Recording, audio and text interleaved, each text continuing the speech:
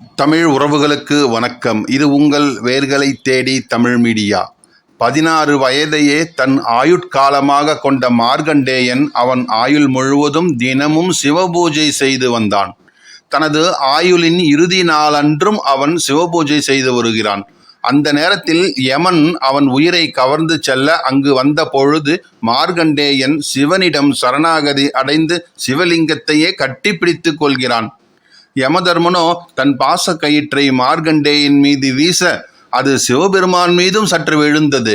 ஆதியும் அந்தமும் இல்லாத அருட்பெரும் ஜோதியான சிவன் தன் மீது பாசக்கயிறு வீசப்பட்டதால் கோபம் கொண்டு காலனை காலால் எட்டி உதைத்தார். மார்க்கண்டேயனுக்கு சிரஞ்சீவி வரம் அருளினார்.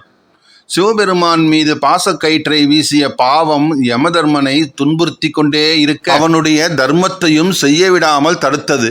அதனால் பல சிவாலயங்களுக்கும் சென்ற யமன் ஆலகிராமம் என்று அழைக்கப்படும் தலத்தை அடைந்தான். அந்த தலத்தில் சிவனை நோக்கி கடும் தவம் இருந்தான். யமனின் தவத்தால் மகிழ்ந்த சிவபெருமான் யமனுக்கு திருக்காட்சி கொடுத்து 6 முறை நீ கங்கையில் நீராடினால் உன் பாவம் நீங்கும் என்று அருளினார்.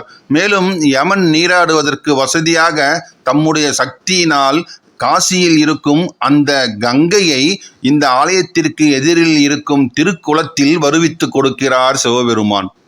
இவ்வாறு சிவபெருமான் யமனுக்கு காட்சியளித்து கங்கையை வருவித்த தலம்தான் ஆல கிராமம். இந்த தலத்தில் அருள் புரியும் இறைவனுக்கு யமதண்டீஸ்வரர் என்று திருநாமம். இந்த தலம் விழுப்புரம் மாவட்டம் திண்டிவனத்தை அடுத்த கூட்டேரிப்பட்டு கூட்ரோடில் இறங்கி அங்கிருந்து 4 கிலோமீட்டர் தொலைவு சென்றால் இந்த ஆலயத்தை அடையலாம். இந்த ஆலகிராமம் என்னும் தலம் தொண்டி ஆற்றின் வடக்கு கரை பகுதியில் அமைந்துள்ளதால் ஆர்கரமூர் என்று முன்னாளில் அழைக்கப்பட்டு அது மருவியே தற்பொழுது ஆலகிராமம் என்று அழைக்கப்படுகிறது. இங்குதான் 1400 ஆண்டுகள் பழமை வாய்ந்த ஸ்ரீ யமதண்டீஸ்வரர் சிவாலயம் அமைந்திருக்கிறது. பராமரிப்புகள் இன்றி பழுதடைந்து காணப்பட்ட இந்த ஆலயத்தில் ஊர் பொதுமக்கள் திருப்பணி செய்ய தொடங்கிய பொழுது பூமிக்கு அடியிலிருந்து விநாயகர், முருகன், மகாவிஷ்ணு, லகுலீஸ்வரர் ஆகியோருடைய தெய்வ திருமேனிகள் எல்லாம் கிடைத்தது. இந்த சிலைகளின் பாணி பல்லவர் காலத்தை சேர்ந்தவை என்று ஆய்வாளர்கள் உறுதி செய்தார்கள். பூமிக்கு அடியிலிருந்து மீட்டு எடுக்கப்பட்ட அந்த 4 சிற்பங்களில் விநாயகர், லகுலீஸ்வரர் ஆகிய சிற்பங்களில் இருந்த கல்வெட்டுக்களை படிக்க முடிந்தது அவர்களால். முருகன் சிற்பத்தில் இருந்த கல்வெட்டை படிக்க இயலாதபடி சிதைந்து காணப்பட்டது. இங்குள்ள 75 சென்டிமீட்டர் உயரமும் 40 சென்டிமீட்டர் அகலமும் கொண்ட ஒரே கல்லில் வடிவமைக்கப்பட்டிருக்கும் அழகிய விநாயகர் சிலை தமிழகத்திலேயே மிகவும் பழமையான விநாயகர் சிலையாக கருதப்படுகிறது.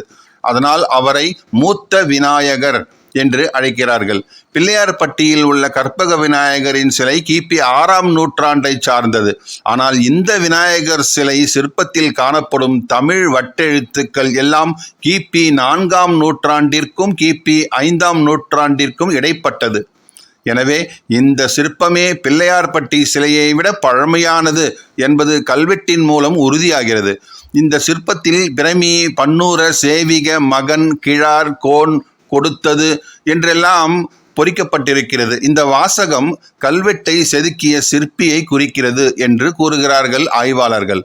இங்கு காணப்பட்ட மற்றொரு சிற்பம் லகுலீஸ்வரர் சிற்பம். லகுலீஸ்வரர் என்பது சிவபெருமானின் 28வது திருநாமமாகும். லகுலம் என்றால் தடி என்று பொருள். சிவபெருமான் மீது அதீத பக்தி கொண்டு செவ்வாடை மட்டும் உடுத்தி உடல் முழுவதும் சாம்பலை பூசிக்கொண்டு அரை நிர்வாணமாக இறைவனை பூஜிக்கும் அகோரிகள் வழிபடும் தெய்வமாக இந்த லகுலீஸ்வரர் இருந்திருக்கிறார். இந்த லகுலீஸ்வரர் வழிபாடு குஜராத்தில் தோன்றி அதன் பிறகு கொஞ்சம் கொஞ்சமாக கர்நாடகம், ஆந்திரா, தமிழ்நாடு, ஒரிசா வரை பரவி இருந்தது அக்காலத்தில்.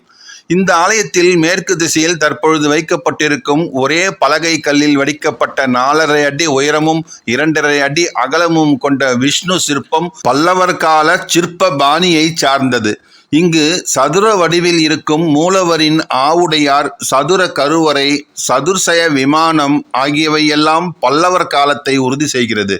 இங்கு கோவில் கொண்டிருக்கும் அன்னை திரிபுர சுந்தரி 6 அடி உயரத்தில் 4 திருக்கரங்களுடன் அருள் புரிகிறாள். மேலிரு கரங்களில் நீலோத்பவம் மற்றும் தாமரை மலர் கொண்டும், கீழிரு கரங்களில் வலது கரத்தில் அபயம் அளித்தும், இடது கரம் வரம் அருளும் படியும் நின்ற திருக்கோலத்தில் திருக்காட்சி அளிக்கிறார்.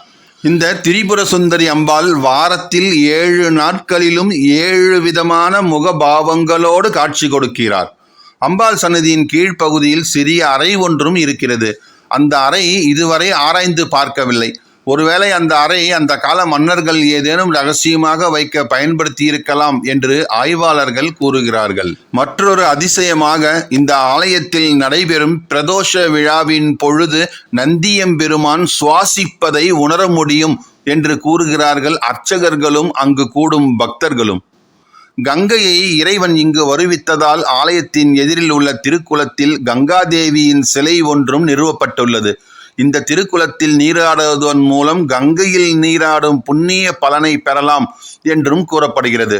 இந்த ஆலயத்திற்கு ஸ்ரீ காஞ்சி மகா பெரியவா 1943, 52, 66, 69, 72 ஆகிய ஆண்டுகளில் எல்லாம் யாத்திரைகளின் பொழுது வந்து இறைவனை வழிபட்டிருக்கிறார். இந்த தகவலையும் இங்கிருக்கும் கல்வெட்டு உறுதி செய்கிறது. பொதுவாக சிவாலயங்களில் நவகிரக சன்னதி அமைந்திருக்கும். இந்த ஆலயத்தில் இறைவனே சகல தோஷங்களையும் நிவர்த்தி செய்வதால் நவகிரகங்கள் இல்லாத ஆலயமாக திகழ்கிறது இவ்வாலயம். இந்த தலத்தில் திருமணம் செய்வது சிறப்பானதாக கருதப்படுகிறது. இது தவிர சஷ்டியத்த பூர்த்தி, பீமரத சாந்தி, சதாபிஷேகம் ஆகியவை இங்கு செய்வது விசேஷம் என்று சொல்கிறார்கள். இங்கிருக்கும் மூத்த விநாயகருக்கு கணபதி ஹோமம் செய்து வழிபட சகல செல்வமும் நீண்ட ஆயுளும் பெறலாம் என்பது ஐதீகம். சித்திரை மாதம் மக நட்சத்திர தினத்தன்று மார்கண்டேயருக்கு வரமளித்த விழாவும், சோமவார பூஜையும், பிரதோஷம், மகா சிவராத்திரி ஆகிய விழாக்களும் இந்த ஆலயத்தில் சிறப்பாக கொண்டாடப்படுகிறது. யமபயம் நீக்கும் திரிபுர சுந்தரி உடனுரை யமதண்டீஸ்வரர் ஆலயத்தில் ஒவ்வொரு ஆண்டும் மே மாதம் 2ஆம் தேதி காலை 6 மணி முதல் 6:10 மணி வரை, அதாவது 10 நிமிடங்கள் கருவறையில் இருக்கும் இறைவன் மீது சூரிய ஒளி படுகிறது. ஒரே குடும்பத்தை சார்ந்த சூரிய பகவான், யமதர்மன், சனீஸ்வர பகவான் ஆகிய 3 பேரும் இத்தலத்து மூலவர் யமதண்டீஸ்வரரை தரிசித்ததால் இந்த தலமானது சகல தோஷங்களும் நிவர்த்தியாகும் தலமாக கருதப்படுகிறது.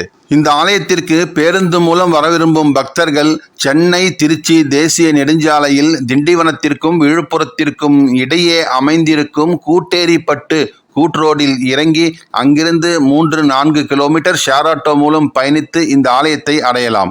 அதே கூட்டேரிப்பட்டில் இருந்து கிழக்கு பக்கமாக 3 கிலோமீட்டர் சென்றால் மயிலம் முருகர் திருக்கோவிலை அடையலாம். நீங்களும் வாய்ப்பை ஏற்படுத்தி கொண்டு ஒருமுறை இந்த பழமையான ஆலயத்திற்கு விஜயம் செய்து இறைவனின் அருளை பெற வேண்டும் என்று கேட்டு உங்களிடமிருந்து விடைபெறுகிறேன். இந்த காணொளி உங்களுக்கு பிடித்திருந்தால் லைக் பண்ணுங்க, ஷேர் பண்ணுங்க, மறக்காம உங்கள் கருத்துக்களை கமெண்ட் பாக்ஸ்ல கமெண்ட் பண்ணுங்க. நன்றி, வணக்கம்.